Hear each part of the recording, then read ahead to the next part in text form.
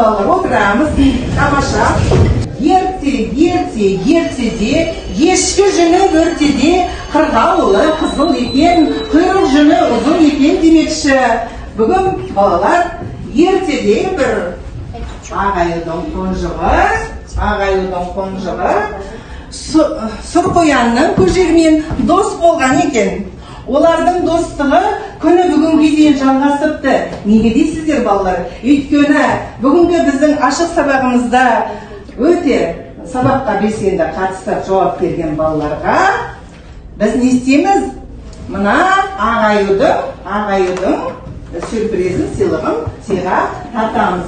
Олай болатын болса, енді ол үшін не істеу керек? Сонымен қатар мына көжектің себетіне, корзинкесіне біз сәбізімізді әкеліп ілуіміз керек. Ал сәбізді ілу үшін не істеуіміз керек, балалар? Сәбізді себетке толтыруымыз үшін балалар не істейміз? Біз сұраққа дұрыс жауап беруіміз керек екен. Күнделікті күн тәртібіндегі біз өзіміздің іс-қимылдарымызды көрсетіп кетейікші. Кәне балалар, тұрамыз. Таңертең тұрамыз, жаттығу жасаймыз, бетімізді жуамыз, тісімізді тазалаймыз, айнаға қараймыз, шашымызды тараймыз, тамағымызды ішіп алып, сөмкемізді көтеріп, мектепке қарай барамыз. Жақсы балалар, отырамыз, тамаша. Қане, есімізге түсіріп өтейікші, қандай гигиеналық заттар бар екен? Яғни, қандай балалар? Қарайықшы. Тіс Пастасаға, тіс пастасаға. Мынау не балалар? Кәне. Мынау не? Орамал. Немесе не болады? Сүлгі. Мынау күнделікті біздің қалтамызда жүретін. Мынау мұрын. Орамал. Жақсы. Бұлардың барлығы балалардың жеке гигиеналық заттар деп аталады екен. Яғни үйде балалар не істейміз біз? Жеке гигиеналық заттармен өзімізді күнделікті тазалығымызды сақтаймыз балалар. Осы тазалығымызды сақтауға көмектесетін үйдегі біздің кім? Анамыз, анамыздың құрметіне қазір өлең айтамыз.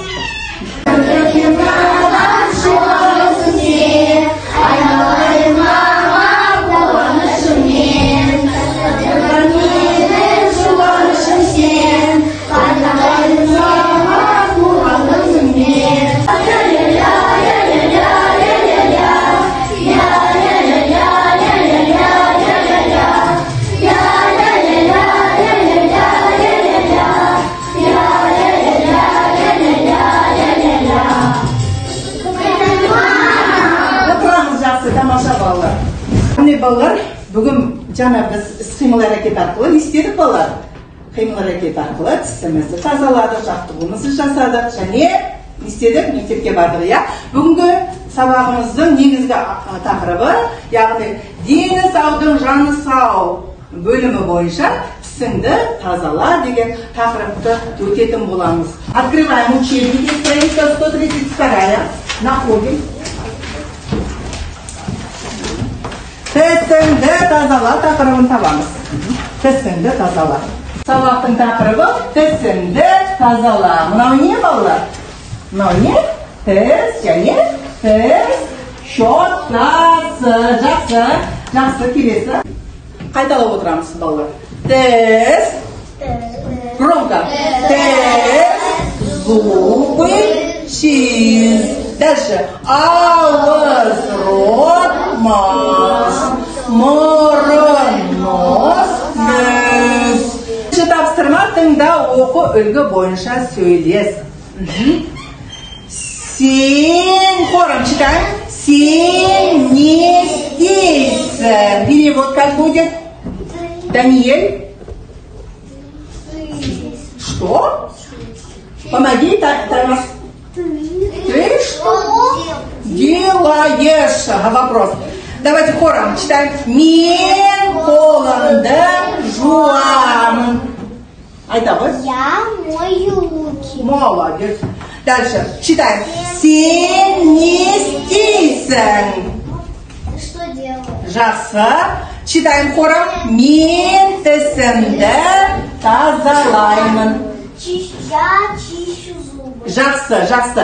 Енді, Таня, доп арқылы біз осыны кәне жаттықтырып жіберейікші.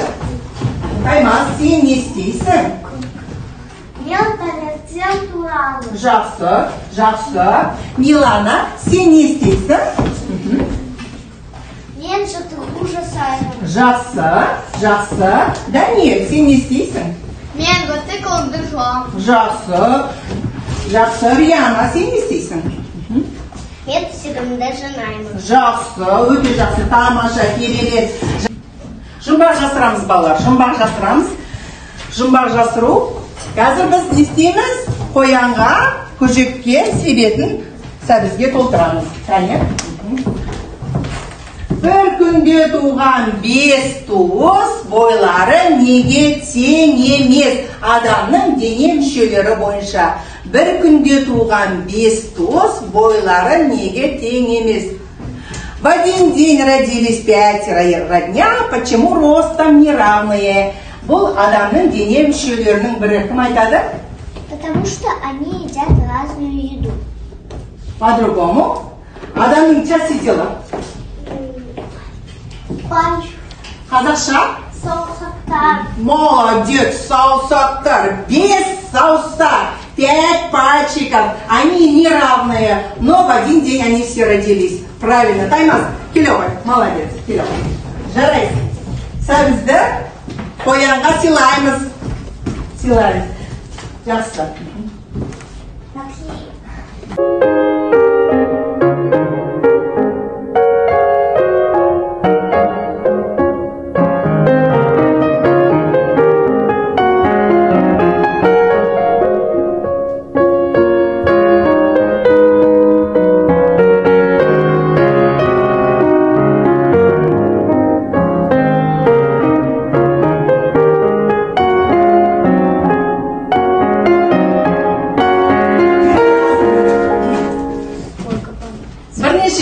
Кескінді суреттер таратып берем. Осы суреттерді әдемілеп тұрып бояймыз. Және астына осы не істеп жатқан қимыл әрекеттің атауын жазамыз. Жақсы ма?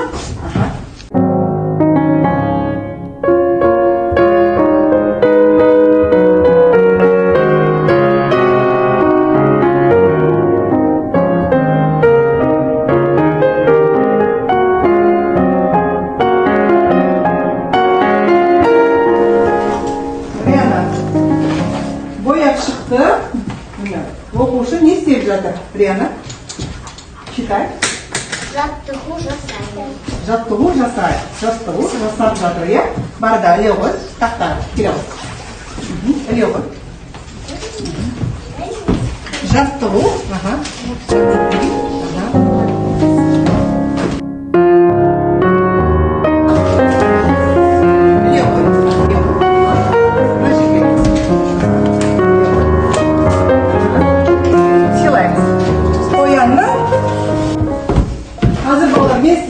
Алдарыңызда күннің және жартылай күннің және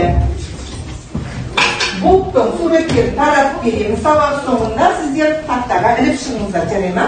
Тақтаға мына күннің, біздің көңіл күйіміз және жартылай күннің және бұлт араласқан күннің суретін тақтаға береміз. Кәне, ілейміз.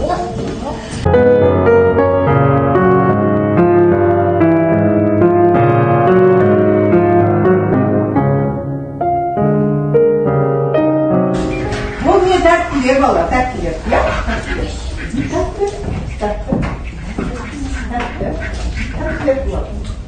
Тәтті деген не?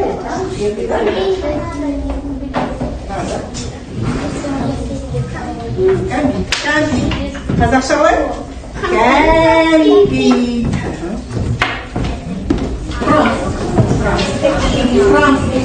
Осымен бүгінгі біздің сабағымыз аяқталды. Сау болыңыздар.